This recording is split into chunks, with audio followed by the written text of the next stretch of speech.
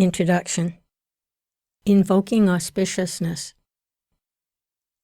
Lord Sri Krishna is the Supreme Personality of Godhead, the cause of all causes, the reservoir of all rasas, or relationships, which are called neutrality, passive adoration, servitorship, friendship, parenthood, conjugal love, comedy, compassion, fear, chivalry, ghastliness, wonder, and devastation. He is the supreme attractive form, and by his universal and transcendental attractive features, he has captivated all the gopis, headed by Tarika, Palika, Shama, Lalita, and ultimately Srimati Radharani. Let his lordship's grace be on us, so that there may not be any hindrance in the execution of this duty of writing the Nectar of Devotion, impelled by his divine grace, Sri Srimad Bhaktisiddhanta Saraswati Goswami Prabhupada. Let me offer my respectful obeisances unto the lotus feet of Srila Rupa Goswami Prabhupada and of Srila Bhaktisiddhanta Saraswati Goswami Prabhupada, by whose inspiration I have been engaged in the matter of compiling the summary study of Bhakti Rasamrita Sindhu. This is the sublime science of devotional service, as propounded by Sri Chaitanya Mahaprabhu, who appeared 500 years ago in West Bengal, India, to propagate the movement of Krishna consciousness. Srila Rupa Goswami begins his great book by offering his respectful obeisances unto Sri Sanatana Goswami, who is his elder brother and spiritual master, and he prays that Bhakti Rasamrita Sindhu may be very pleasing to him. He further prays that by residing in that ocean of nectar, he may always feel transcendental pleasure in the service of Radha and Krishna. Let us offer our respectful obeisances to all the great devotees and acharyas, holy teachers, who are compared with sharks in the great ocean of nectar, and who do not care for the various rivers of liberation. Impersonalists are very fond of merging into the Supreme, like rivers that come down and merge into the ocean. The ocean can be compared with liberation, and the rivers with all the different paths of liberation. The impersonalists are dwelling in the river water, which eventually comes to mix with the ocean.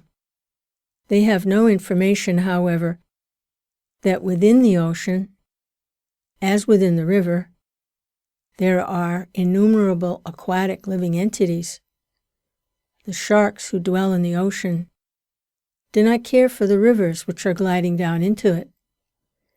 The devotees eternally live in the ocean of devotional service, and they do not care for the rivers.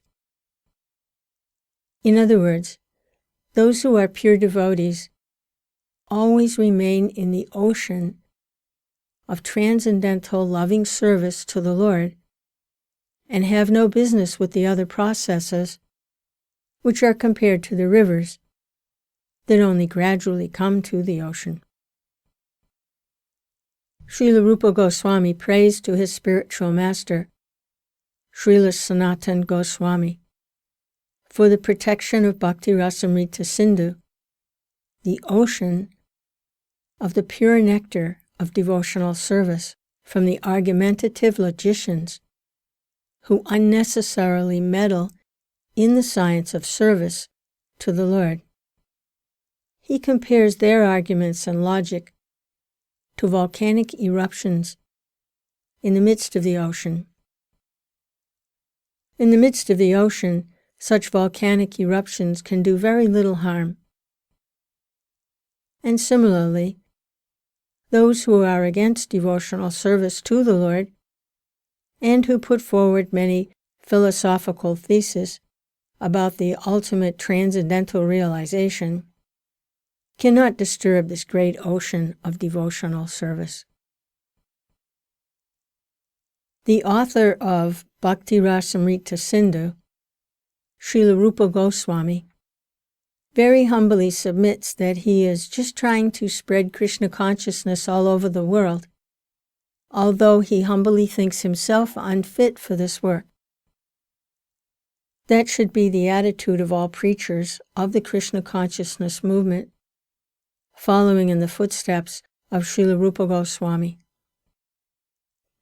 We should never think of ourselves as great preachers, but should always consider that we are simply instrumental to the previous acharyas, and simply by following in their footsteps, we may be able to do something for the benefit of suffering humanity.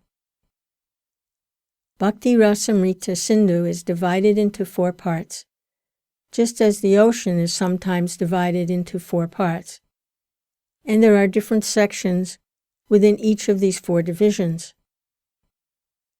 Originally, in Bhakti Rasamrita Sindhu, the ocean is divided like the watery ocean into east, west, north, and south, while the subsections within these different divisions are called waves.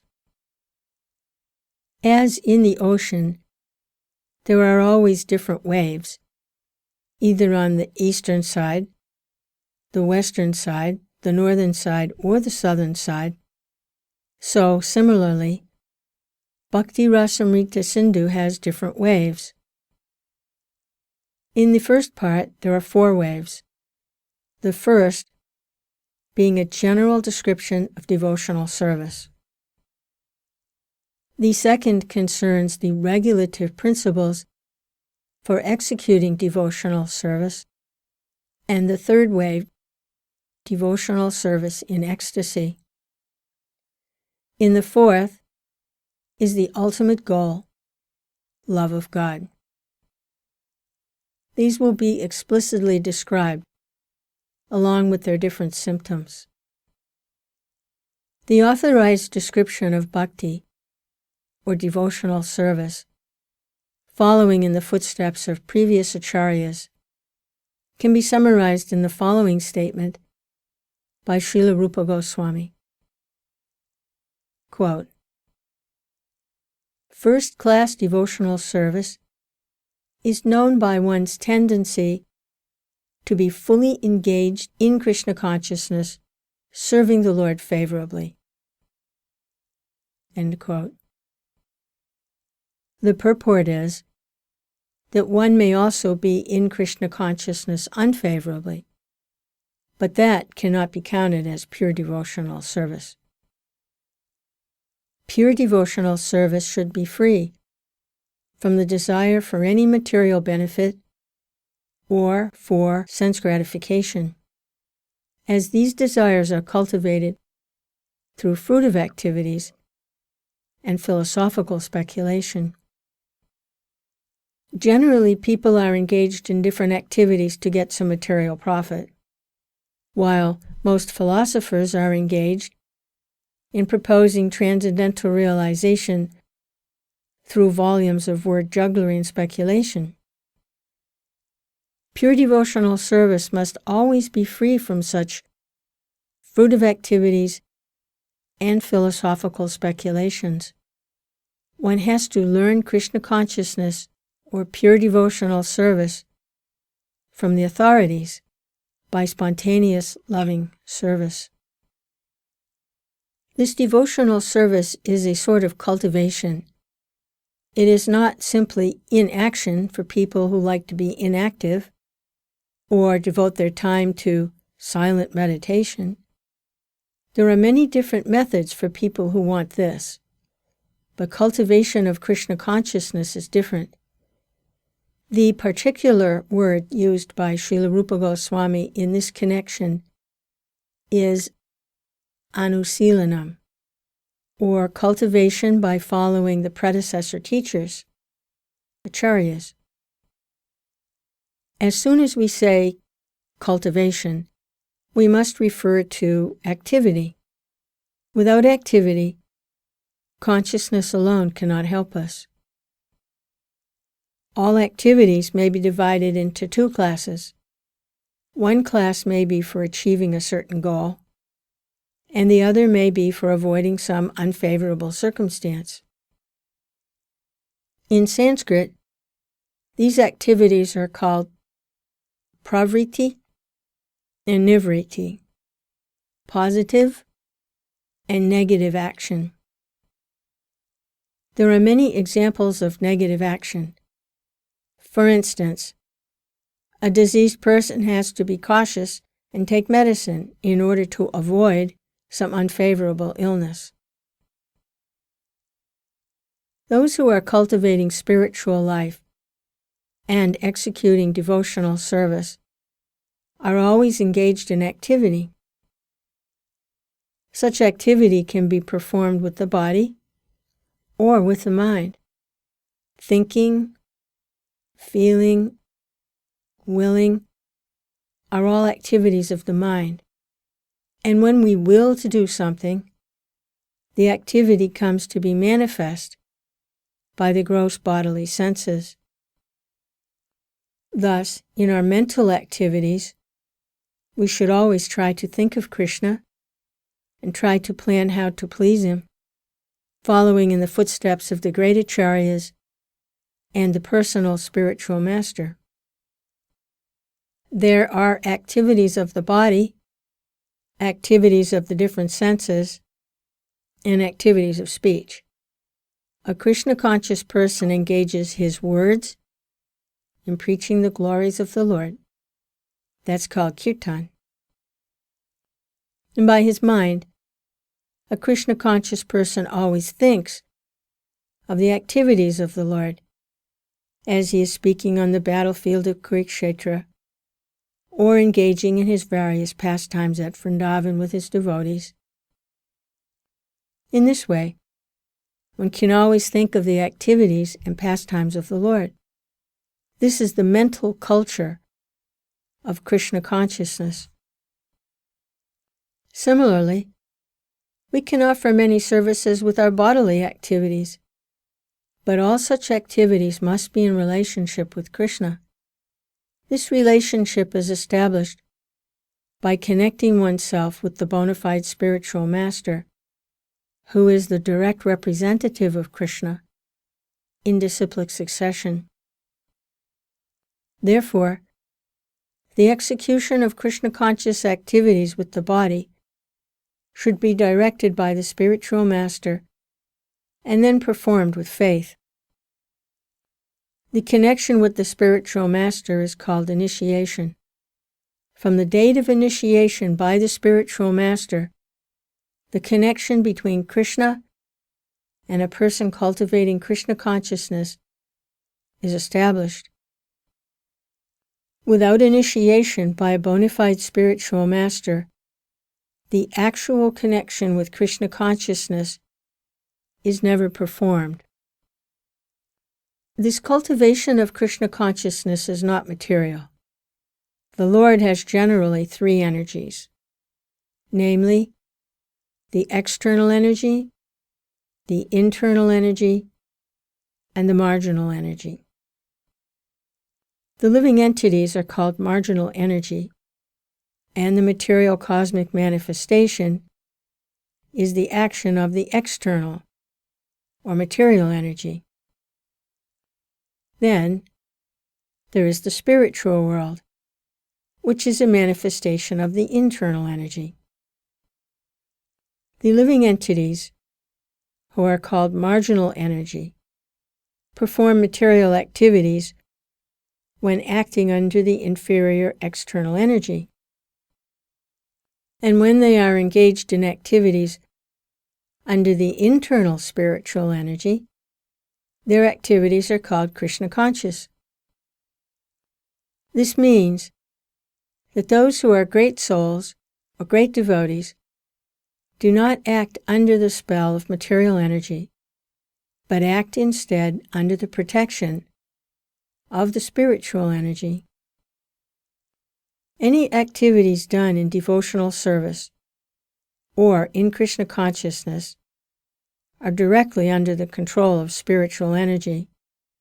In other words, energy is a sort of strength, and this strength can be spiritualized by the mercy of both the bona fide spiritual master and Krishna. In the Chaitanya Charitamrita by Krishnadas Kaviraj Goswami, Lord Chaitanya states that it is a fortunate person who comes in contact with a bona fide spiritual master by the grace of Krishna. One who is serious about spiritual life is given by Krishna the intelligence to come into contact with a bona fide spiritual master, and then, by the grace of the spiritual master, one becomes advanced in Krishna consciousness. In this way, the whole jurisdiction of Krishna consciousness is directly under the spiritual energy, Krishna, and the spiritual master. This has nothing to do with the material world. When we speak of Krishna, we refer to the Supreme Personality of Godhead, along with his many expansions. He is expanded by his plenary parts and parcels, his differentiated parts and parcels, and his different energies. Krishna, in other words, means everything and includes everything. Generally, however, we should understand Krishna to mean Krishna and his personal expansions. Krishna expands himself as Baladev, Sankarshan, Vasudev, Aniruddha, Pradyumna, Rama, Nrsimha, and Varaha, as well as many other incarnations and innumerable Vishnu expansions. These are described in Srimad Bhagavatam to be as numerous as the uncountable waves. As numerous as the uncountable waves. So Krishna includes all such expansions, as well as his pure devotees. In the Brahma Samhita it is stated that Krishna's expansions are all complete in eternity, blissfulness, and cognizance. Devotional service means to prosecute Krishna-conscious activities which are favorable to the transcendental pleasure of the Supreme Lord Krishna, and any activities which are not favorable to the transcendental favor of the Lord cannot be accepted as devotional service. For example, great demons like Ravana, Kamsa, Hiranyakashipu were always thinking of Krishna, but they were thinking of him as their enemy. This sort of thinking cannot be accepted as bhakti or Krishna consciousness. The impersonalists sometimes misunderstand devotional service in such a way that they divide Krishna from his paraphernalia and pastimes. For example, the Bhagavad Gita is spoken on the battlefield of Kurukshetra, and the impersonalists say that although Krishna is of interest, the battlefield of Kurukshetra isn't. The devotees, however, also know that the battlefield of Kurukshetra by itself has nothing to do with their business. But, in addition, they know that Krishna does not mean just Krishna alone. He is always with his associates and paraphernalia. For instance, if someone says, "Give something to eat to the man with the weapons," the eating process is done by the man and not by the weapons. Similarly, in Krishna consciousness, a devotee may be interested in the paraphernalia and locations, such as the battlefield of Kurukshetra, which are associated with Krishna, but he's not concerned with simply any battlefield. He's concerned with Krishna, his speech, his instructions, etc. It is because Krishna is there that the battlefield is so important. This is the summary understanding of what Krishna consciousness is. Without this understanding, one is sure to misunderstand why the devotees are interested in the battlefield of Kurukshetra. One who is interested in Krishna becomes interested in his different pastimes and activities. The definition of a pure devotee, as given by Rupa Goswami in Bhakti Rasamrita Sindhu, can be summarized thus: his service is favorable, and he is always in relation to Krishna. In order to keep the purity of such Krishna-conscious activities, one must be freed from all material desires and philosophical speculation. Any desire except for the service of the Lord is called material desire. And philosophical speculation refers to the sort of speculation which ultimately arrives at a conclusion of voidism and impersonalism. This conclusion is useless for a Krishna-conscious person. Only rarely by philosophical speculation can one reach the conclusion of worshipping Vasudeva, Krishna. Only rarely by philosophical speculation can one reach the conclusion of worshipping Vasudeva, Krishna. This is confirmed in the Bhagavad Gita itself. The ultimate end of philosophical speculation, then, must be Krishna, with the understanding that Krishna is everything, the cause of all causes, and that one should therefore surrender unto him. If this ultimate goal is reached, then philosophical advancement is favorable. But if the conclusion of philosophical speculation is voidism and impersonalism, that is not bhakti. Karma, or fruitive activities, are sometimes understood to be ritualistic activities. There are many persons who are very much attracted to the ritualistic activities described in the Vedas. But if one becomes attracted simply to ritualistic activities without understanding Krishna, his activities are unfavorable to Krishna consciousness. Actually, Krishna consciousness can be based simply on hearing, chanting, remembering, etc. Described in the Srimad Bhagavatam are 9 different processes, besides which everything done is unfavorable to Krishna consciousness. Thus, one should always be guarding against fall-downs. Srila Rupa Goswami has also mentioned in this definition of bhakti the word jnana karmati. This karmati, fruitive work, consists of activities which are unable to help one attain to pure devotional service. Many forms of so-called renunciation are also not favorable to Krishna-conscious devotional service. Srila Rupa Goswami has also quoted a definition from the Narada Pancharatra as follows, quote, "One should be free from all material designations and must be cleansed of all material contamination by Krishna consciousness.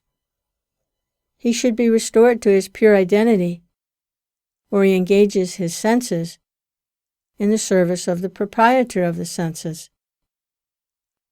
End quote. So when our senses are engaged for the actual proprietor of the senses, that is called devotional service.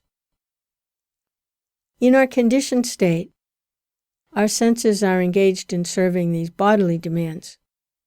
When the same senses are engaged in executing the order of Krsna, it is called bhakti.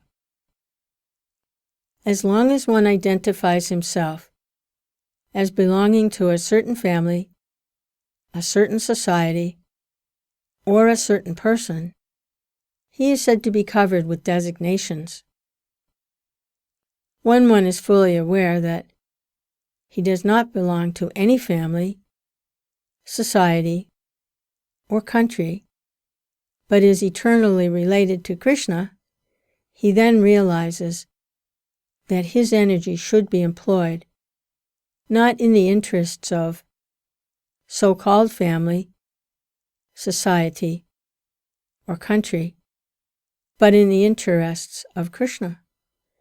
This is purity of purpose and the platform of pure devotional service in Krishna consciousness.